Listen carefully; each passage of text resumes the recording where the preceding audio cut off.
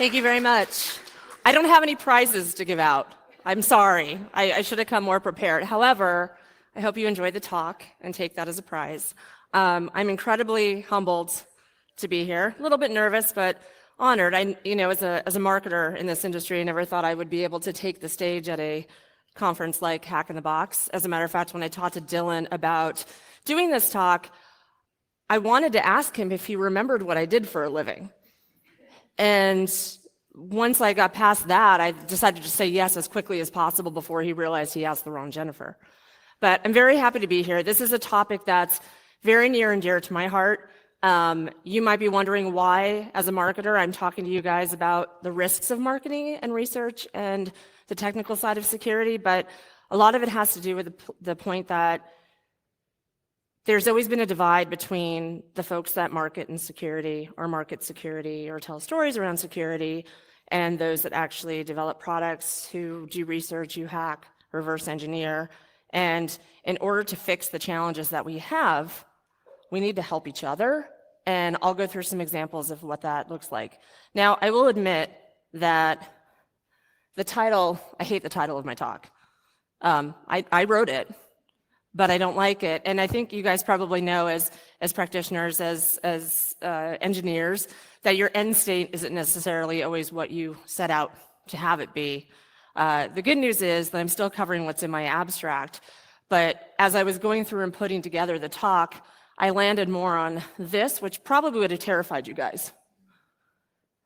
It drives me insane that my people don't understand that even though we are not the technical ones, we're not the ones doing the hacking, we're not the ones doing the breaking and the fixing of things, they don't understand that as the people who carry the message, it is just as much our responsibility to reduce harm as it is the practitioners. It is also our job as communicators. That's what we do, is we basically communicate. If you've seen Office Space, the Thomas Mikowski, we hand things to other people. It's a little more complicated than that, but we pass information. But we also advocate for the community. We need to advocate where folks either don't have the skills or the impetus or the interest to do so. So who am I and why am I talking to you about this? Why me versus any other marketer in the industry? When I was born a baby. And when I was born, I don't think my parents were like, gosh, I hope she grows up to be a CMO of a security company. But I love what I do. I wanted to be a fashion designer. I wanted to be a mafia princess. Long story, tell you that over a beer sometime. But I've been doing security marketing now for almost 19 years. And I also had to add in here that I'm obsessed with baby goats. Has nothing to do with security, but when I asked my team at work, what do you want me to convey to this crowd, these thought leaders at Hack in the Box? And they said, that you love goats. So there, I've done that. I love my team, want to be supportive. So a little bit silly, but I am extremely passionate about security. I'm extremely passionate about the end goal, the mission of securing the user. And that might sound strange for someone who has established a career as talking about it versus doing it, but we all have our skills. We all have our limitations. We all have the things that we're very good at. I happen to be very good at things that are related to communication, so I apply that. And I want to take that a step further and change the way that my people, the marketing folks, talk about security.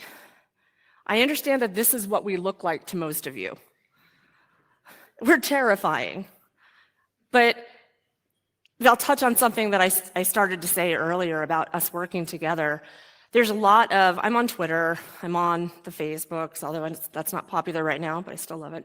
And there's a lot of debate there's a lot of people who complain about security marketing.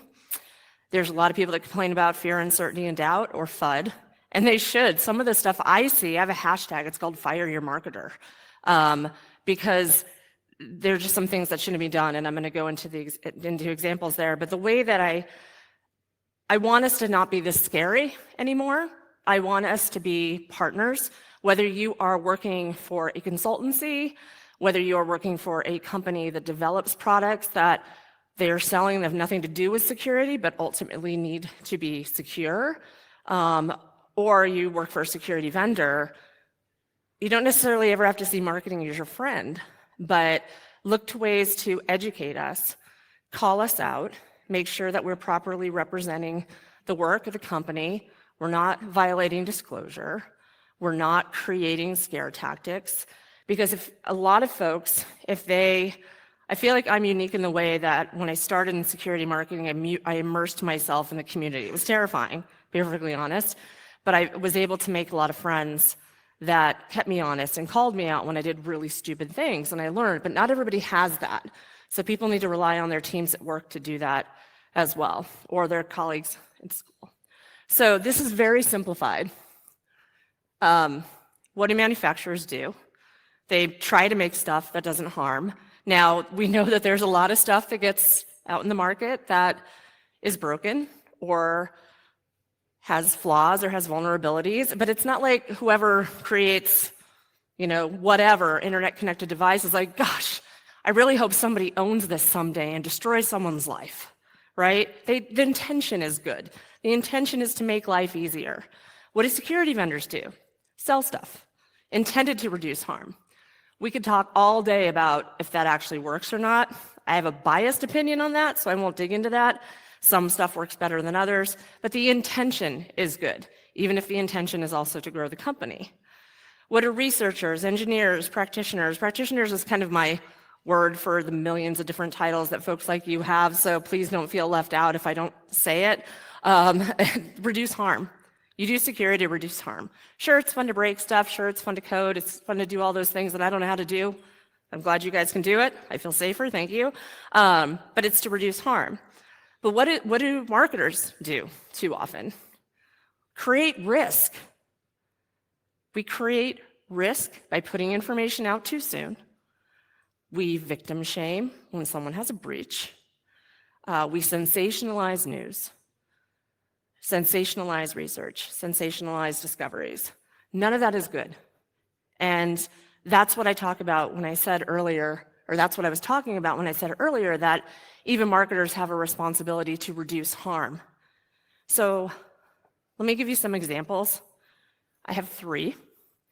In my abstract, one of the things that I mentioned was virtue signaling around bug bounty programs. I'm not digging into that too much. As I was researching it, talking to friends about it, I'm a big supporter of bug bounty programs.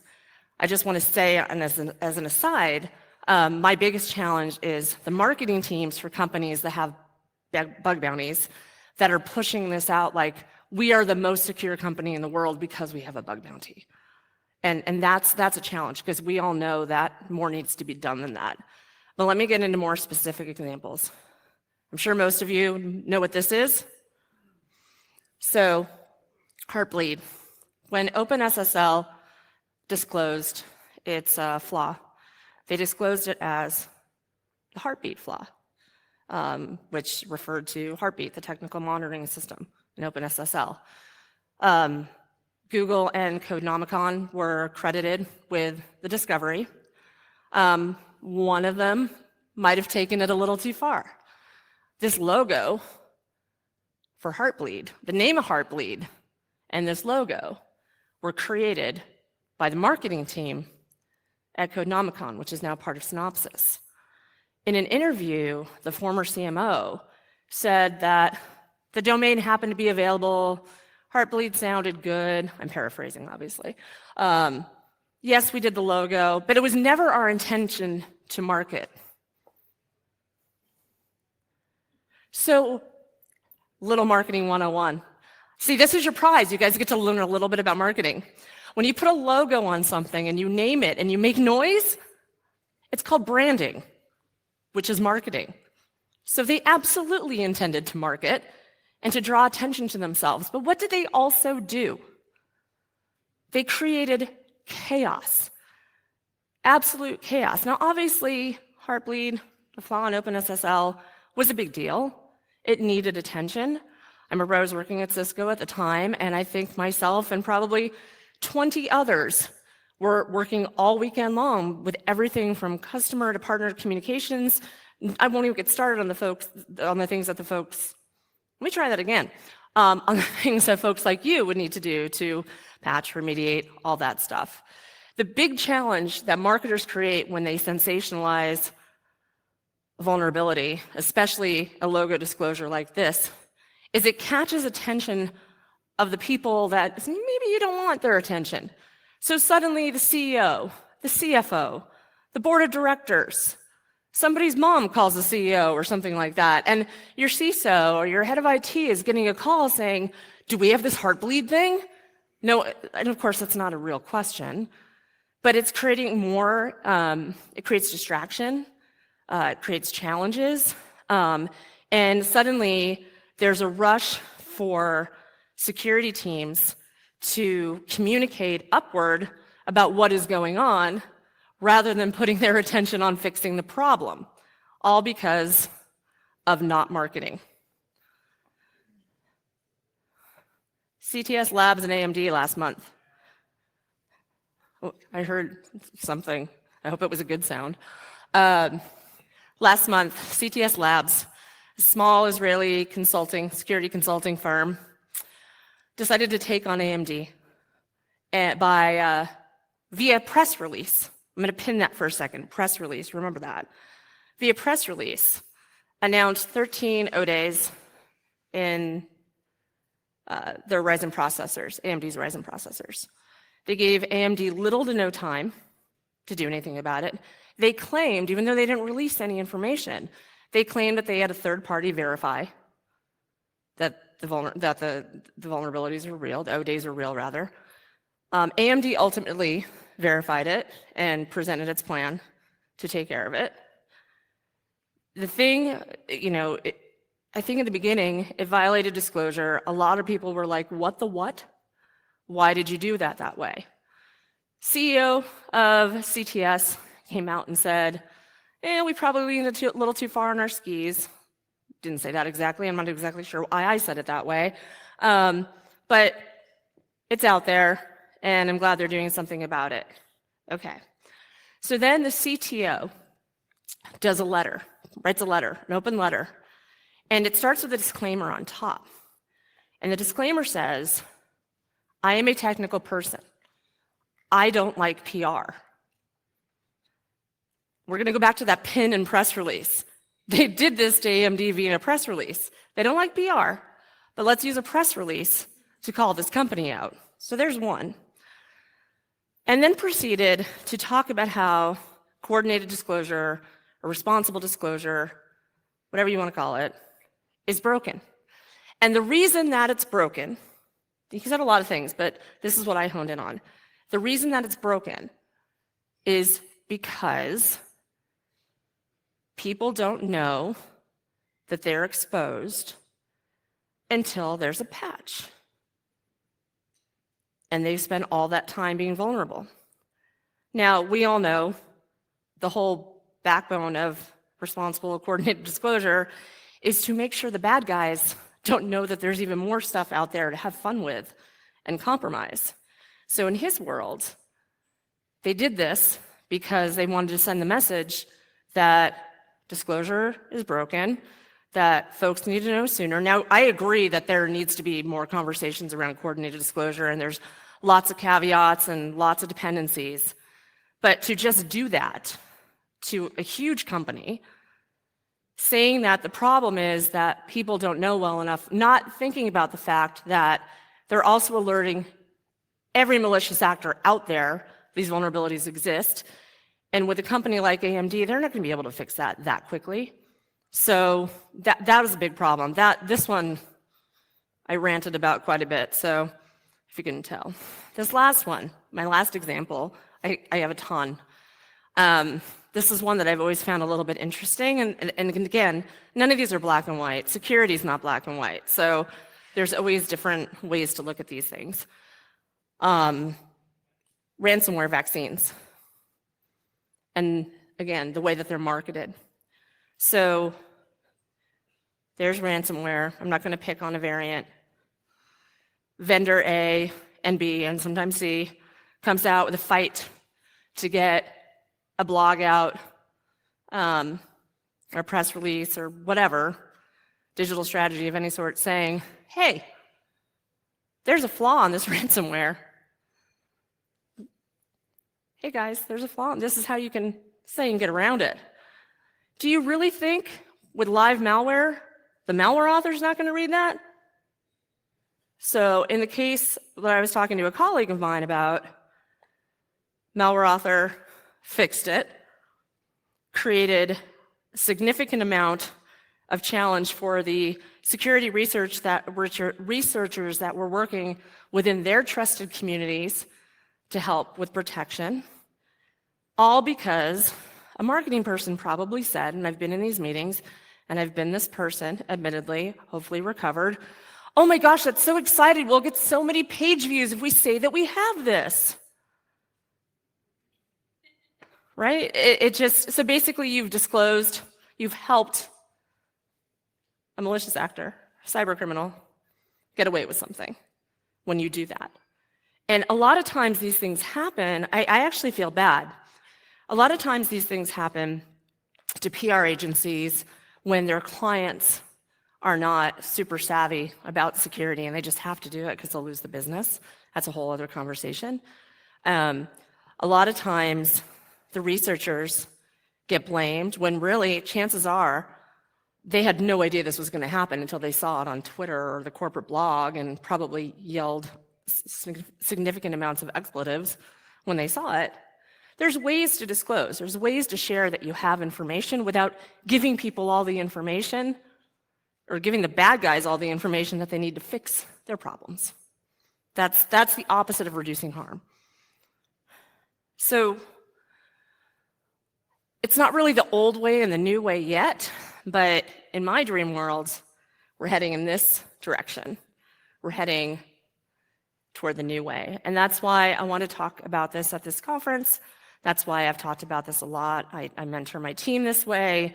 We have to get away from that. We have to change the perspective that marketing is not responsible for the outcomes of its behavior when communicating somebody else's work or research.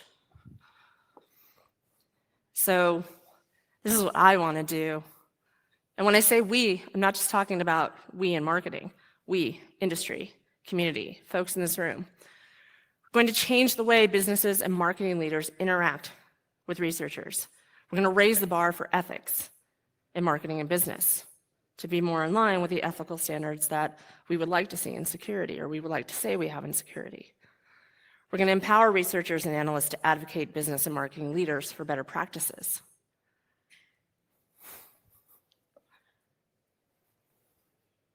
You're probably thinking, she's crazy.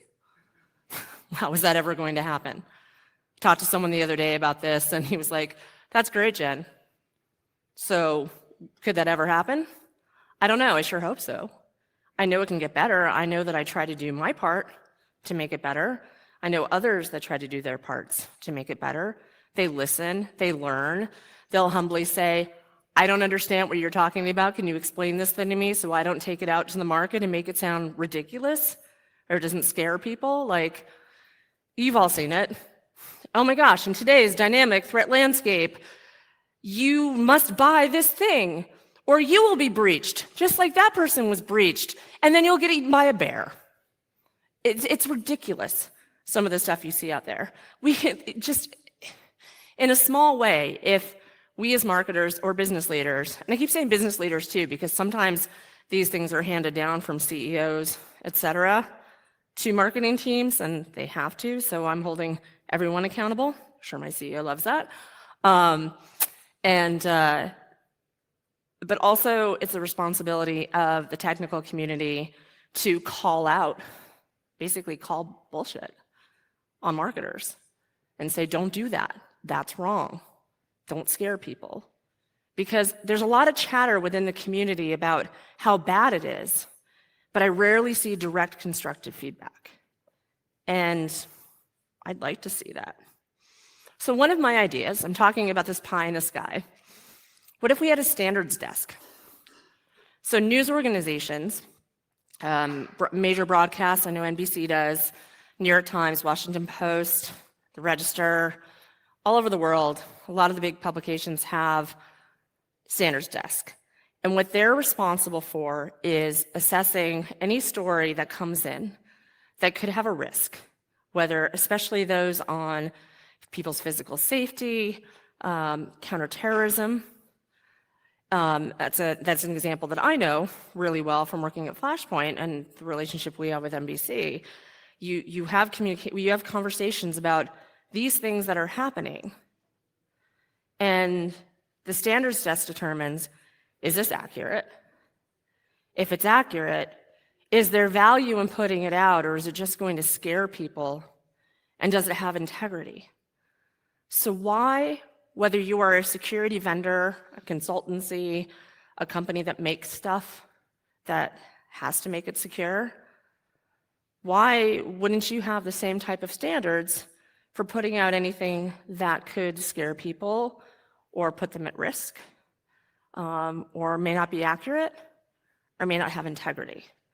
So again, is this a utopia? Could this work? We sort of do this at Flashpoint. Don't worry, notice I haven't talked about what we do. I'm not going to market to you guys today. It's really killing me not to, honestly, but I'm not going to.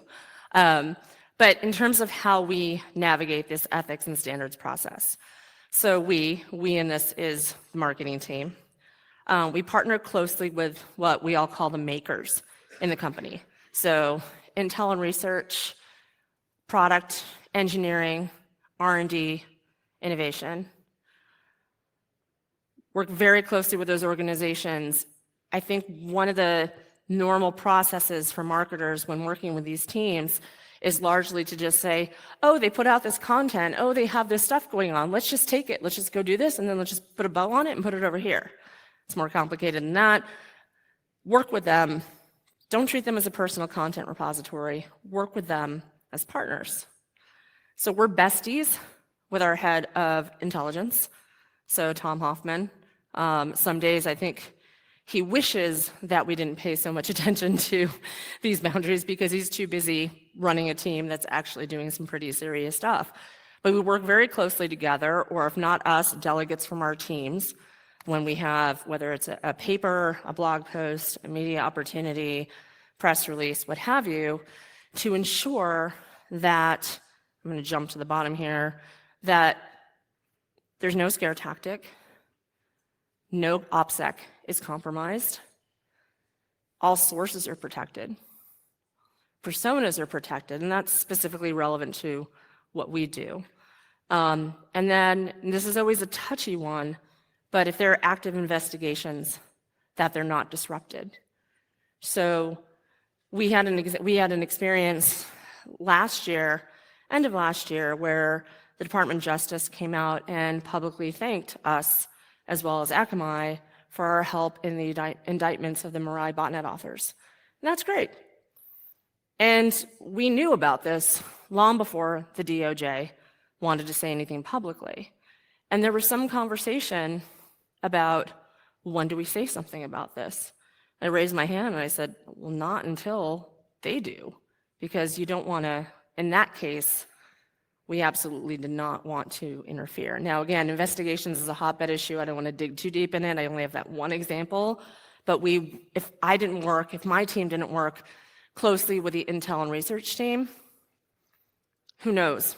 Who knows what could go wrong in these situations? We've seen what can go wrong in these situations. And then jumping back up to the third bullet, we're all challenged to learn about security outcomes. Even the non-technical folks on the marketing team are required to understand what it means that we're doing and what the end state is, which is to reduce harm. And I joked about my team earlier with the baby goat stuff. They really wanted me to say that, and that's great. But they also, when I asked them for feedback, they said, talk about how marketers shouldn't use FUD. Talk about how we need honest input from researchers.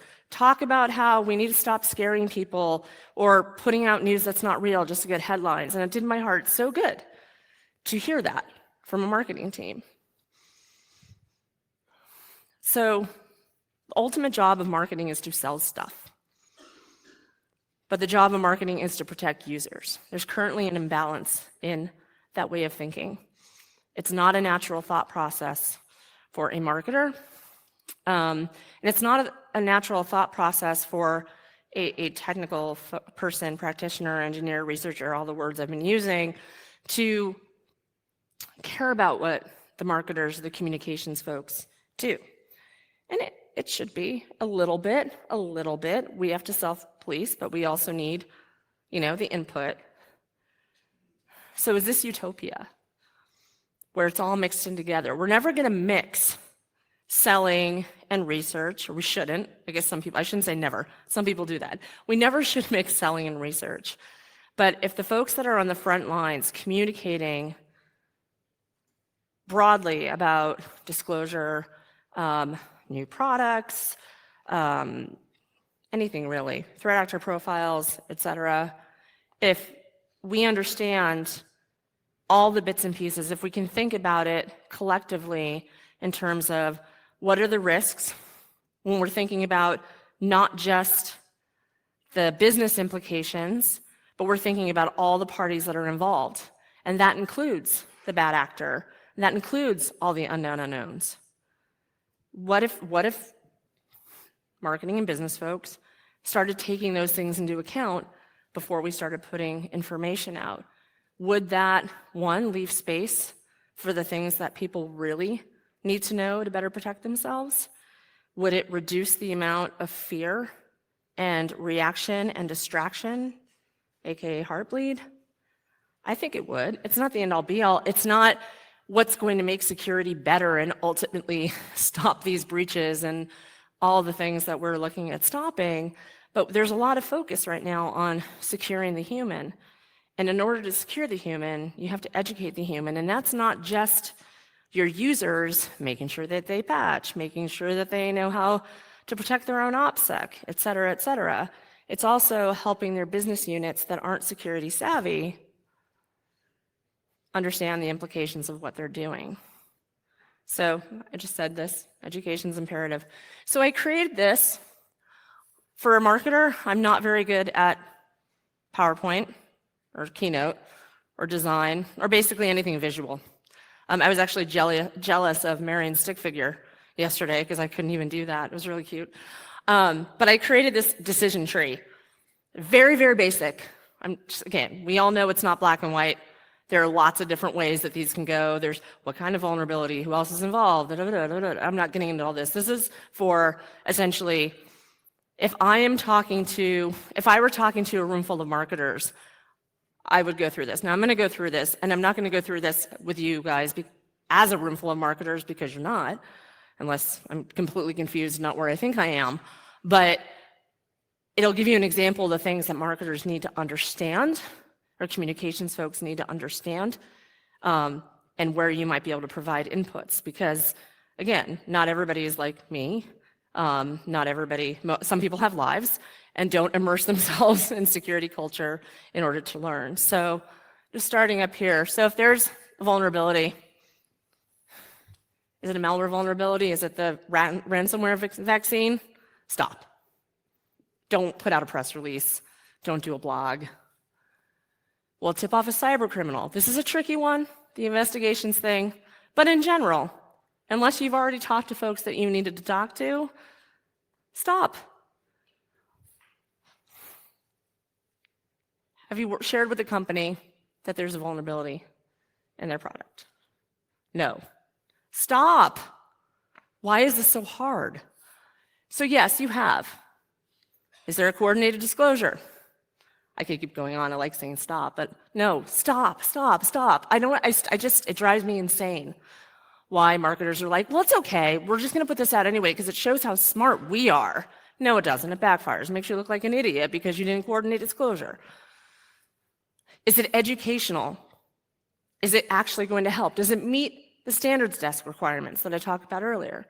Yes. Okay, then, keep going. Is the message scary? If it's not scary, or if it's not spun, if it's not threatening people to be eaten by bears, if they don't do something, keep going. Are your researchers credited? That seems so basic, but I've seen so many situations, and I've talked to so many research friends, where they've been told, we're not going to put your name on this research that you did. You spent 6 months working on this because, this is for the company. And we want the company to look good. Again, that's bullshit. Pardon my language, by the way. Figured you guys don't mind. That's wrong. People should get credit for their work, and especially in the case of security research. There's so many risks that people take personally to do the things that they do. They have to protect their own OPSEC. They're risking getting doxxed. They're risking their family getting doxxed. They're risking all kinds of reputational damage, everything. Why would you not give them credit for that? It doesn't make any sense. So if you're on a marketing team, or if you're working with a marketing team, and they say, we're not going to credit the researchers because we want to put the logo on it, that's not okay. Absolutely not okay. And a good company wants its employees to feel good about the work they do and get the credit for the work that they do. But if you get all those things, yay! Again, this is very simplified, very basic, but it's a start. And this is how I want more people to think in my world. And this is the type of stuff that I would like to see you guys encourage people like me and my teams to do. You're like, I don't care. Crazy lady with chicken mohawk or whatever that was. You have to care. I mean, if you don't care, what are you doing? You're working to reduce harm, and you do so much, but then you look at all these communications flying by that are making things harder for either your internal users, or your clients, or the community at large, or the general consumer. We should all care. It's not a one and done. It's not a fix this flaw. It's not a, examine this, and then we have an answer, and poof, it's done. It's also the transmission of information and how that's transmitted that helps people either be more secure or be more at risk.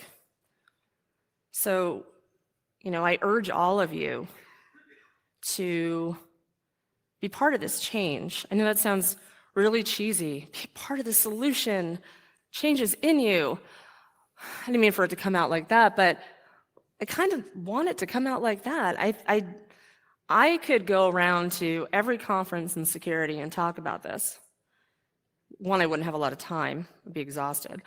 Two, I think as much as I do have a voice in this industry and I do have a voice about marketing, I think hearing it from the people that are most affected by it are the things that are what is going to move the needle the fastest and the most effectively.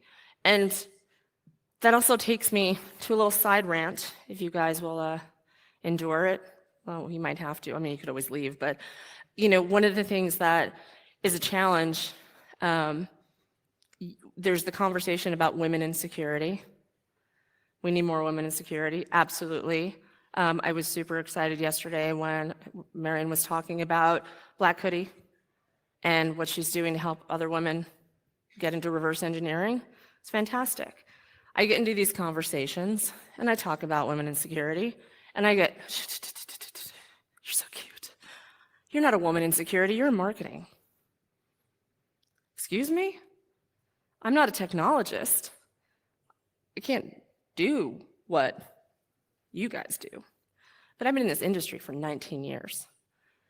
And I think us working together is us, again, the marketers, the business leaders, the researchers, the engineers, is going to create another form of inclusivity that helps drive all personalities and all types of folks who have an interest or skill or job in security forward. And that's very important. So how do you do that? Let me tell you. Just so happens, create a culture shift, one that benefits everyone. Now, it's not one person that's going to create the culture shift. It's a combination of communications, advocating with your peers, setting examples. Speak with your management about creating an ethics or standards board when it comes to how a company talks about security. Again, whether you're a vendor, a consultancy, manufacturer, the makers, or even if you're in school, and bring it up when you guys are talking about, policy and standards and things. How do you work some of the business ethics into the outcomes? Express the end state you want is more truth and better security. Truth will lead to better security. And be willing to support. Don't just say, we should do this. This is a great idea. No, be willing to support. Or find people, if you don't have time, if you're going to school and you have 4 different jobs and you don't have time, find somebody that can help or that wants to or has the time. If the company doesn't have a coordinated disclosure policy, that's a concern, because most companies should. Build one. Find out who to work with to build one. If you were with a small company, it's probably easy to do something kind of scrappy. If you were the larger company, you might have to engage in legal and communications teams. Sometimes I hear from people, well, we're not a security company. We make this widget, so we don't need that.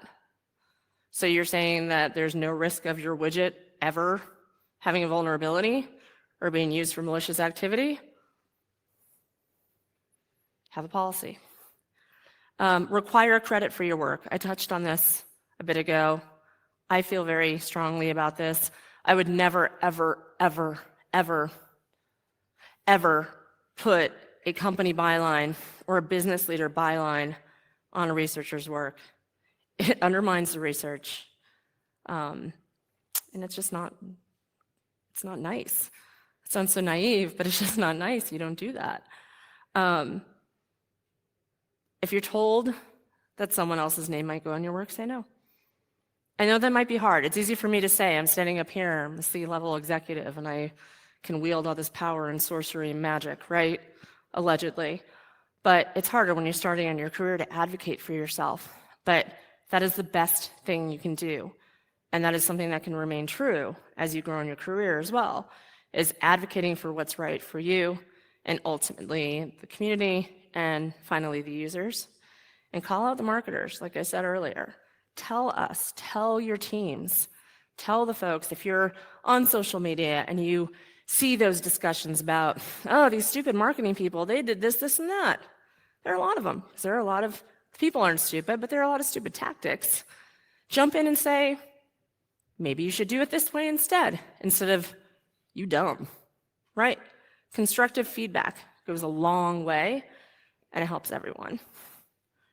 So if we do that, again, my utopia, we can get rid of this part. Those stay the same. Again, very basic. And then we can get everybody on the path to reduce harm. And my slide's not, there we go. Which would make everybody happy. It's not that simple, and again, seems very naive. But it's a small step, but just imagine, there's a lot of crazy news out there right now, and we don't have all day. But when it comes to security stuff, what if you started seeing less and less, or stopped seeing so much of the same old fear tactics, victim shaming, FUD, inaccurate reporting, and so on? I would sure love to see that. That's all I got. Thank you very much.